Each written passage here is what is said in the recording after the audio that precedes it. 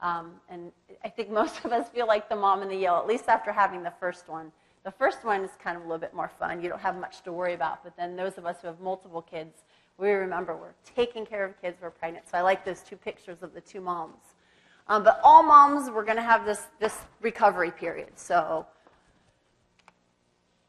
we're also going to have an adjustment for most of us with sexuality. We know doctors are going to suggest and encourage that we don't resume sexual intercourse until 6 weeks after having the baby, just to let your body recover, recuperate.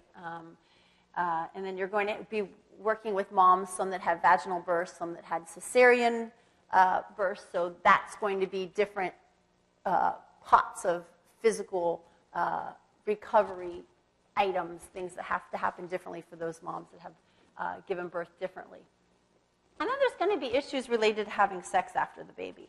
I know this is something that you might want to bring up with the moms, because moms and the partner should have this discussion after having the baby. There's obviously going to be time constraints now, so, you know, scheduling for sex or planning for sex might have to take place. Mom's going to have, like we're saying, physical discomfort. So maybe the way that you have sex, the position, the couple might have to think about that more creatively, that make sure that it's not hurting or making the woman not comfortable. Two other points. During breastfeeding, sometimes our nipples can get less or more sensitive. And you can also release milk during intercourse and close time with your partner. So to normalize all that, say that's going to happen, don't worry about it, just talk about it with your partner. I had one girlfriend, I remember, when she had her first, she said, the baby's always on me, I'm breastfeeding, it's always touching me, hanging on me. The last thing I want is my husband hanging all over me, trying to get to my boobs. And I laughed, thinking I could really understand how that makes sense. And that's a common feeling that a lot of women have. So again, to bring that conversation up, make it so it's very common. Normalize it, say, yeah, that's going to be an issue, talk about it with your partner. These are common issues that happen to couples after having a baby. This next topic we'll move into the next slide I'm going to present, but the amenorrhea and ovulation. So moms that breastfeed or women that breastfeed will have a time where they do not menstruate. They do not ovulate. So there's a very high probability, I'm not going to say an absolute 0 chance, but there's a very high probability that she cannot get pregnant during that time. Okay, and the factors that are going to be related to the length of this period and not being able to get pregnant are breastfeeding frequency and duration. So the more you breastfeed and the longer you breastfeed, the more often you engage in nighttime feedings and not introducing other foods, just primarily keeping the baby on breast milk.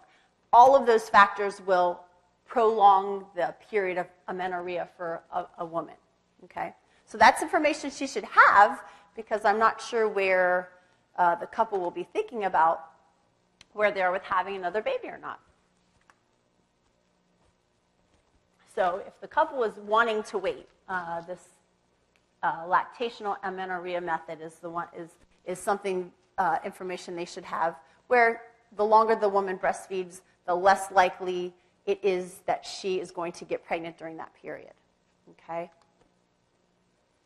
Natural family planning. So this is the method that couples use, where they chart and monitor the factors of the female's body. So the cervical mucus and her basal body temperature. You can do this, before, after having children, but this is a way to to know when you're going to be ovulating, to track these factors throughout the month, so you know when you're fertile, when you're not, if you're wanting to avoid getting pregnant or if you're trying to get pregnant again. Again, hormonal contraceptives or other things you might want to talk with the moms about. So we know a lot of these. So you can take the pill, the IUD, the vaginal ring, implants, Depo-Provera, patch, spermicidals, a whole host of family planning options today. The one thing that we want to make sure that moms know, that if any of these hormonal contraceptions use estrogen, then that has been shown to lower milk production. So if the mom is trying to breastfeed exclusively for a long time, then you would want to encourage her to use any contraceptives without any estrogen. And then there are barrier methods that physically block the sperm from reaching the egg to fertilize. So condoms, diaphragm, cervical cap, either methods that the man or the woman can use. And similarly, if it's a permanent situation and you don't want to get pregnant, so sterilization. So having the woman get a tubal ligation or the man getting a vasectomy.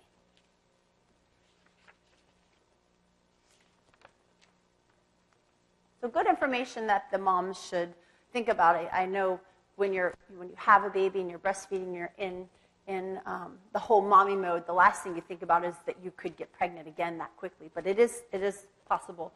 So to have the moms be aware of these types of family planning methods is important.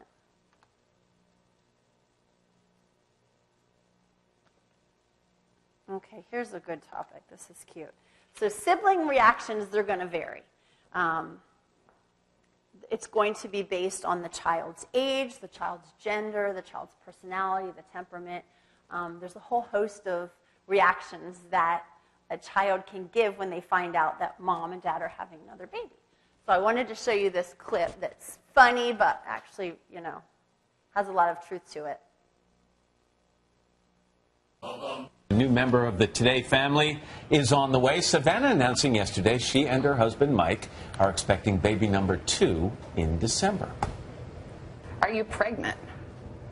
Well, yeah, I am pregnant. Okay, you guys were genuinely surprised, although I think some were suspicious. Not everybody was that fired up about the news. I had to tell my 22-month-old daughter, Vale. It's a little trickier than I expected. We all saw that reaction, Chanel.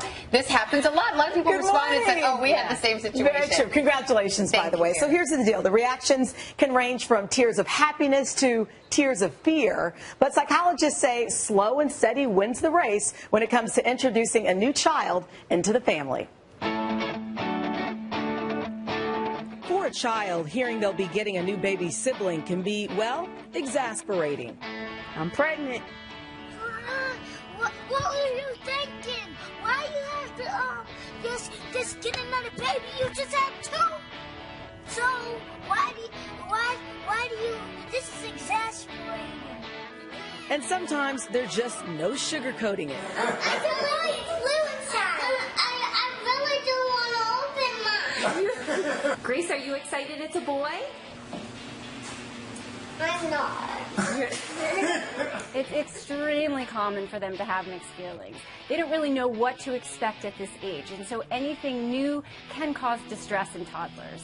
There's only one person who's kind of not sure how she feels. She's on the fence. Dale, do you want a new baby? No. And Savannah wasn't alone. Videos and photos from viewers flooded into Today.com. The children's reactions ranging from happiness, are you excited?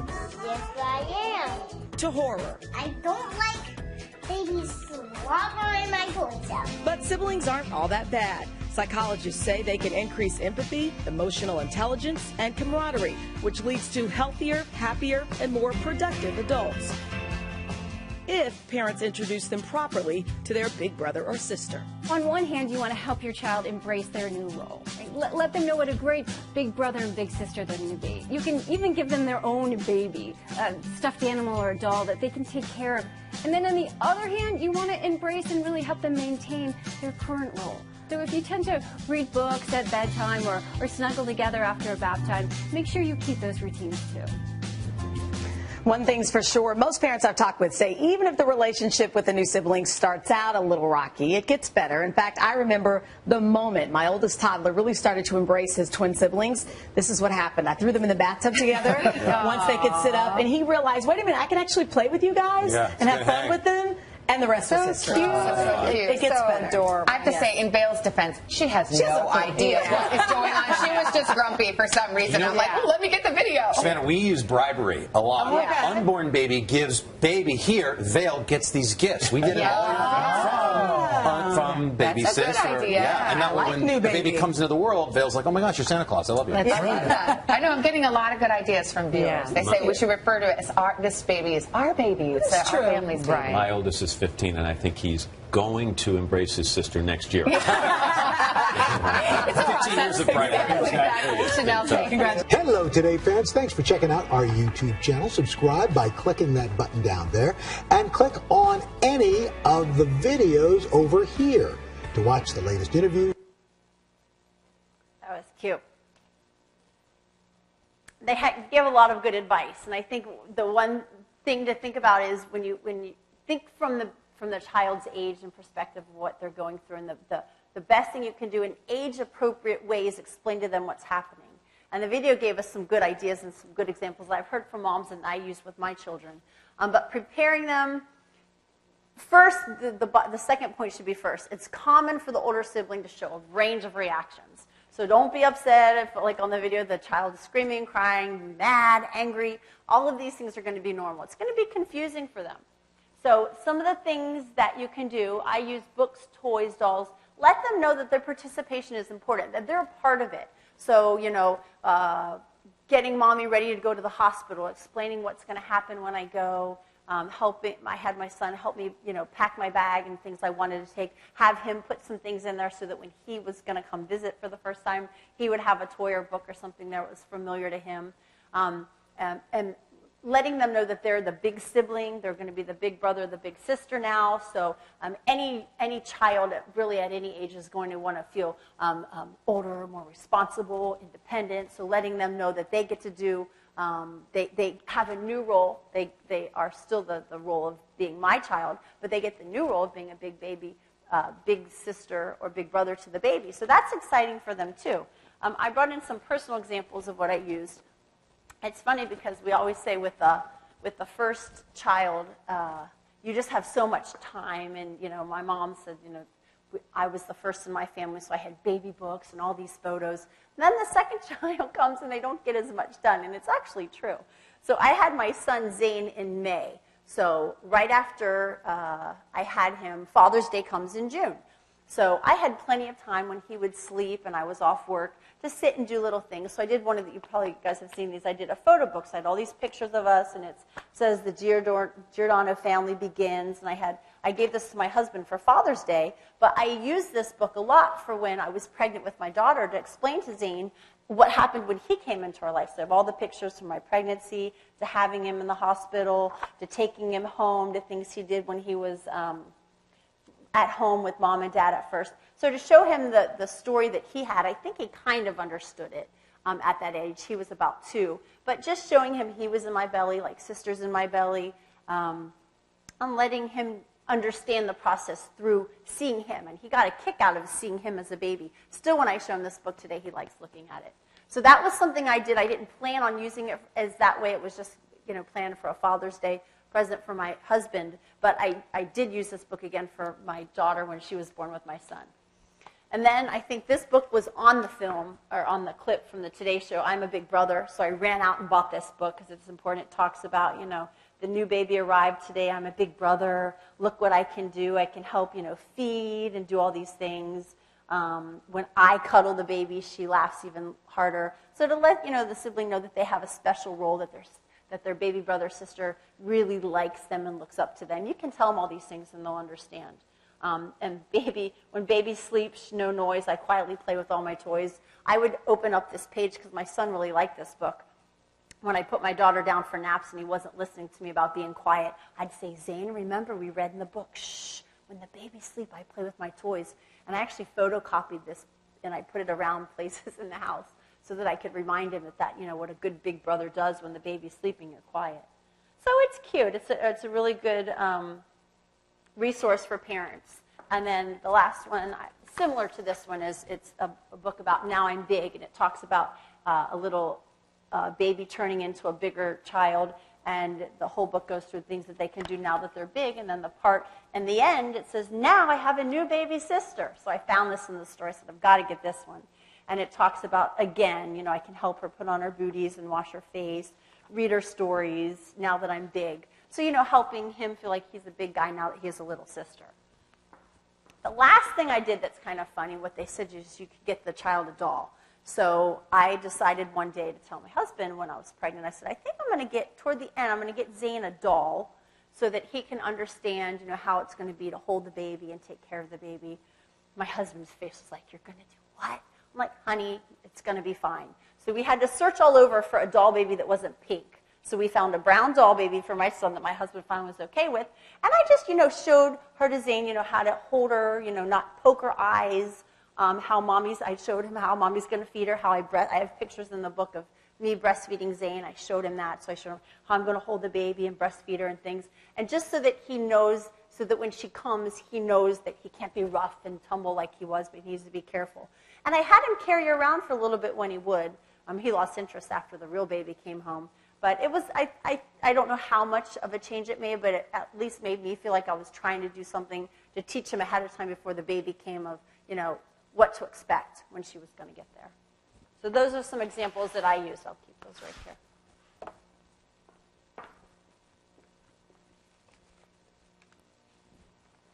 And then, specifically during breastfeeding times, that was one of my concerns. I'm going to have to sit down and have just quiet time sometimes to breastfeed my daughter with my son.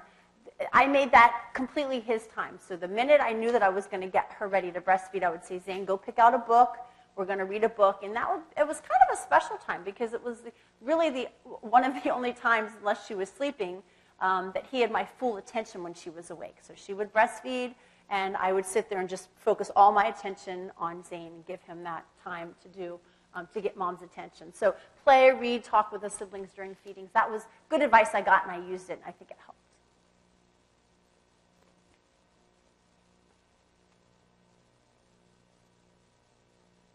Okay, I'm going to introduce now, guys, the last family theory that I think is very relevant to this topic of breastfeeding. So the family systems theory is a theory that talks about the family as a social system, almost like its own entity, it's an own being. And it's going to say that families have certain boundaries, expectations, and rules and roles. And the boundaries that a family has can be open or closed. When I talk about boundaries, it can be physical boundaries, so who is actually considered inside and outside of the family, or it can be related to information that comes inside and outside of the family, any type of input or output coming in the families, and that we all have either very closed or open family boundaries. So for me growing up, when we would have a barbecue in the summer, my dad would invite everyone in the neighborhood, come on over, have some hot dogs and hamburgers. We had a very open, kind of fluid family system and family boundaries. So at holidays, anyone can kind of come in. Other families are more closed, so they're not as accepting or allowing of new people into their family. A good example I can share with you is that when I met my husband, he came from more of a closed family system, and I was a very open family system. So I remember a couple weeks into the relationship, he said, would you like to go have dinner with my mom? I was like, sure, fine, let's go meet your mom. I hadn't met her yet, let's go have dinner. And we're driving to meet her, and he was a little bit different. And he looked at me and said, aren't you nervous? And I said, no, we're just going to have dinner with your mom. He's like, yeah, but she hasn't met but maybe one or two of my other girlfriends. I'm like, oh, gosh. So I had to understand there that he had very close family boundaries, that they don't allow new people in as much. So this was a much bigger deal for him than I even knew about. So that can also apply to information. I always talk with students in our field of family studies that are going to be working with families, that our graduates are going to have a lot of good information that we want to give to families. Some families are going to have the open boundaries where they're open to receiving information about how to do things. They're also open to sharing the problems or the challenges they're having. Other families are not so much. So even though they might need the help, they're very closed and tight with how much information they reveal that happens in their family, and they're just as tight and closed about how willing they are to receive information, assistance, and help from outside. So that might be relevant to you as lactation consultants to kind of get a feel for the family boundaries. Families are also going to have expectations and rules. So just basic things that are expected in the family. When I talk about this with my students in class, one of the topics that comes up a lot is dating expectations. And different cultures have different ideas about dating and what's acceptable and what's not. And these rules and the expectations can either be shared explicitly or implicitly. So I've had students say, yeah, this is our particular religion, and my parents have said to me clearly that they do not want and they will not support me dating outside of that religion. Other students have said, Mom and Dad didn't really say that, but I brought someone home one time that was of a different background, and it didn't go really well, I could tell. So the rules are going to be, and the expectations are either going to be clearly, explicitly, or implicitly. Not clearly, but you kind of get the idea of what's expected. And then families have roles. So we each have a particular role in our family. Some of us are the communicators. Some of us break up fights by being humorous. There's talk, but there isn't solid research that talks about birth order, how the firstborn in the family is very mature and responsible, and the second one, third one, there's different characteristics. But regardless, we all have different roles in our family. Family systems theory states. And when I do that, when I have the discussion in class with students, we talk about, what was your role in your family? How did your role develop? When can you first remember your role taking place or being created? Is it something you created or was it given to you? Would your family members agree that you have that particular role? I've asked before, what happens if you go outside of that role? If you do something, if you're seen as the responsible one and you do something that's not responsible, how does your family respond to you? So we talk a lot about family roles, how they're developed. Are your family roles the same in your family of orientation, the one you grew up in, compared to your family of procreation, the one where you may have married and had children? Then the last point for family systems theory I want to share is that the family is going to be interconnected. So anything that happens to one person in the family, according to family systems theory, is going to impact or have an effect on other members in the family. So some of you may have left home to come to school, to go to college. That is going to have a shift or a change on all the family members in the family. Obviously, what we're going to be talking about now, having a baby, is going to change all of the different family members to some extent in the family. Okay, so that last part is that the whole is greater than the sum of its parts, that the members are interconnected in this family system. Okay, this is the last time I'm going to pause here and have you guys take out some paper and pencil again, and I want you to think about this question. How does a family system change with the birth of a new baby? And what I'd like you to do is go through each of the terms related to family systems theory, boundaries, expectations, rules, and roles, and jot down some comments or ideas about how you think those will change when a couple introduces a baby into the family. Okay, so take a couple minutes to do that.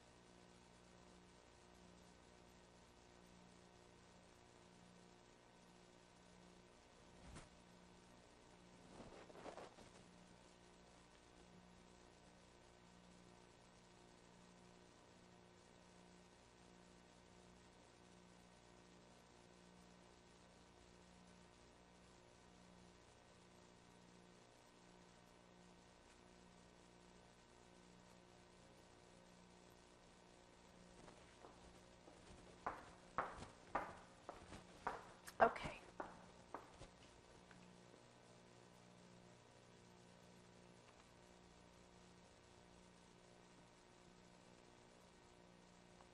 Okay, so let's talk about some of these. So when you have a new baby and we think about the boundaries of the family, thinking about people And then also information is kind of a way to characterize the different groupings. The couple or the family is going to have a discussion about what they're comfortable with, their open and closed, their level of open and closed. So grandparents and friends, you have a baby, everyone wants to come to the hospital to visit you. Is that something you guys want? You take the baby home. Everyone's coming to visit. They want to see the baby. How many people do you want coming in? Are there different, do you set the boundaries differently for different people? So the couple or the family needs to talk about this ahead of time. They should talk about it so that they're both in agreement and comfortable with the amount of people and friends they want coming in. Also, the family, the input you're going to get from people, so the information. Everyone's going to have something to say. Well, you should do this. I didn't do this. Family members' input can be stronger than non-family members' input. So you have usually with most families, you have two partners, and you're going to have two sets of families. So the couple and the family needs to talk about how much information, how open their boundaries are going to be in accepting everyone's advice, input, information. Okay? Because the closer the couple is in agreement, the less fighting we're going to see in that family system. And then these expectations and rules. So these are things also the couple should talk about. Expectations between the couple, the expectations they have of the baby, expectations they have of siblings in the family, rules, changes in household responsibility assignments, decision making. These lists could go on and on. The introduction of a new baby into a family is I would say, the most dramatic change that can change a family system. Almost nothing stays the same. So who does what in the household? All of the responsibilities, household duties, related to the child, work responsibilities, what the siblings are expected to do after the baby, decision making, what any decisions you're going to have for the baby or for the family. All of this should be talked about and negotiated between the couple because it's going to happen. Everything is going to be kind of thrown upside down. So as a lactation consultant working with families, let them know that this is common, that you introduced a new baby, the whole family system has taken on a new being and it's changed its whole entire shape. The functions are different. All of these things are going to be different. So it's important to talk about what everyone's comfortable with. And it might not get resolved. I mean, I still, to this day, have conversations with my husband about things. Can't you do their laundry? Or we're talking about, the responsibilities, household tasks. Time. I mean, when you have a couple, especially with the first baby, up until having a baby, both of the partners have a lot of individual time, and they have a lot of time for the couple. After the baby, that time goes down dramatically. So the couple, I always tell couples that you're going to develop new roles. Before the first baby, you were man and woman, husband and wife. Now you've turned into mom and dad. So that's exciting. There's all kinds of fun, positive things that happen. But I want you to also try not to forget about your husband and wife roles. Now that is 100% easier said than done. I still work on it every day with my husband. But trying to find time for the couple just to have their set alone time away from the child is really important for the relationship. And I think we're in a time in the family studies field where we're seeing and encouraging couples to put the couple before the baby, which is backward thinking. But the best thing that you can give a baby is a loving household and family, and two people that get along well. So whatever the couple can do to make that happen to be helpful for the baby is something that we need to put the highest priority on.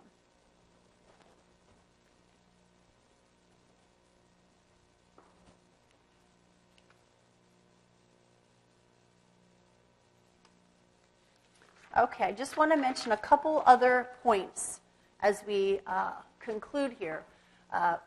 Working with families, I've kind of default a lot of times to just talking about a couple having a baby, but there are plenty of single moms out there. So it could be single moms because they are widowed. The partner could be away doing long periods of work. They could be in the military, stationed away. You could have obviously divorce, separation, or just a single mom who was never partnered with the father. So I think it's important for these moms because they're going to have a lot of extra added responsibilities and tasks that maybe coupled families don't have, is for the lactation consultant to understand what their extra challenges are in being a single mom and to try to locate any types of community resources for them to help them out. Because we want them, to be able to afford as much energy as they can to the baby and their time bonding and breastfeeding with the baby. So anything that we can locate in the community that can help them out to do that is a good idea. And then similarly, teen moms, adolescent moms. Research shows that breastfeeding rates are lower among teen moms due to lack of education and not understanding the benefits of breastfeeding. I also did some extra looking, and I found some other ideas that, a lot of teenage moms didn't have adequate prenatal care or less likely to have adequate prenatal care and good nutritional choices during their pregnancy. Teenagers, and this is something I didn't think about until I read it, but teenagers are going to have extra insecurities about their body after having the baby and the whole breastfeeding idea. I mean, as we get older, I think we get a little bit more comfortable with our bodies. But we all remember being a teenager and how, not comfortable entirely you are with your body and your sexuality. And for them, it might be an added layer of a conversation you would have to have with them about breastfeeding and some other concerns or issues they might have. Returning to school, getting support from family, peer counselors. They're just going to have different responsibilities and maybe different lifestyle choices they have to make in addition to breastfeeding. That it's good for you to keep in mind when working with them. Something else that might pop up, I mean, if it wasn't maybe not an intended pregnancy, or even if it was planned, for teenagers, having a baby is going to probably take away from other things they could be doing as teenagers. So teenagers, they might have an extra portion of them that's slightly resentful about having a baby and having to give up some of their freedom and some of the fun that teenagers have.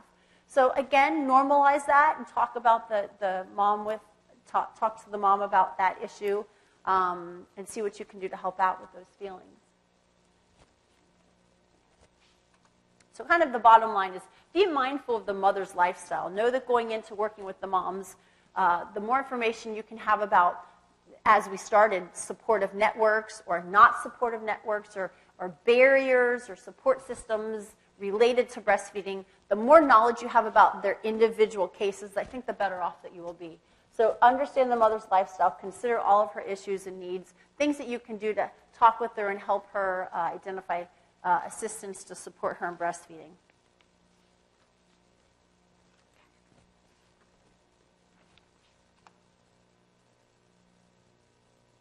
The final thing I want to mention that is something that a lot of new moms think about, a big issue to consider, is where's the baby going to sleep? So I wanted to introduce this term of co-sleeping, and that's when the infant sleeps in close social or physical contact with a committed caregiver. So either sleeping in the same bed or sleeping in the same room. I know they make a lot of having the crib in the other room, but for the first couple of weeks or months, having a bassinet in the same room with the mom.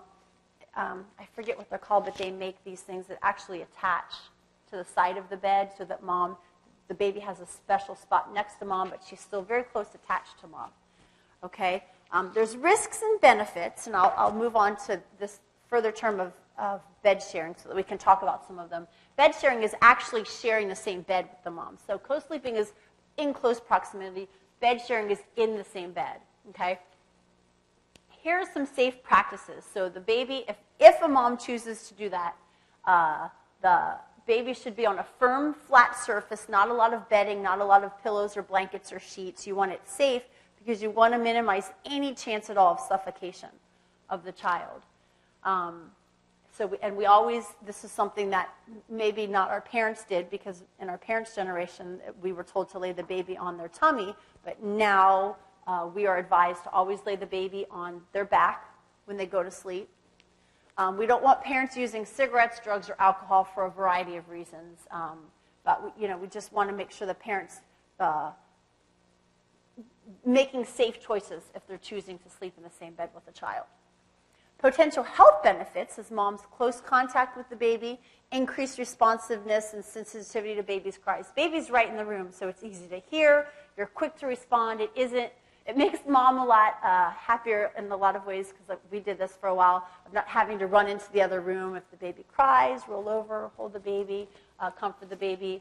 It's probably going to make it easier or a more supportive environment for breastfeeding if the baby's close in those types of ways.